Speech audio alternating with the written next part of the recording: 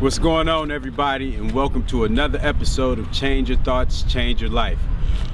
On this episode, I want to talk about a list of 10 things that I compiled that over years of researching my own life and the lives of other people, and from the reading, all of the reading that I've done.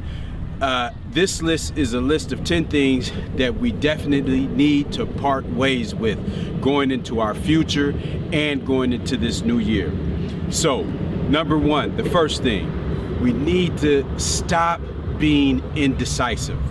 Stop being indecisive. There's not one single thing that is more destructive to our ambitions and our goals than being indecisive. What happens when you're indecisive, you don't know which way you want to go.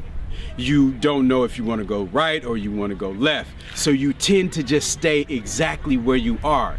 So being indecisive, it yields your progress. You don't make any progress. It's like arrested development. You're not making any development. So what we need to understand, if we're in this situation, go ahead and make a decision. Go ahead and make a choice. Because at the very least, the choices that you make, you'll learn from them, even if it's the wrong choice. As the founding father, one of the founding fathers of America says, Thomas Jefferson, he says, "I haven't failed. I've just found 10,000 ways that don't work." So go ahead and make the decision and just learn from it. Be willing to learn from it, because even a mistake we can use as a thing to propel us forward. For, if we learn from that mistake, then we won't do the same thing in the future. Number two, we have to stop letting the opinions of others have so much control over our life and dictate our actions. We have to stop doing that. What happens then is every decision we make, we're concerned about what someone else is going to think. So basically, we're making a decision. We're living their life. We're living the choices that they would make. We're not living our own choices. And unfortunately, because of all of the conditioning that we've been through with our families, with our school, with our society at large, we really don't know what we want or who we want to be in life. So what has to happen is that we have to dig deep down inside of us to find out what we want to do with and who we are, so we can make the proper choices. Now, see, a lot of people make choices based on ambition and not based on purpose. And the difference is when we do something based on ambition, we're usually doing it for some outside reason. This job is prestigious. Oh, my family's gonna love that I do this. Or this person is gonna love that I studied this. But when and that's good, that's okay, but if the obstacles come in the way, when you make a choice based on ambition, sometimes, for the most part, you won't finish or be able to get past that obstacle.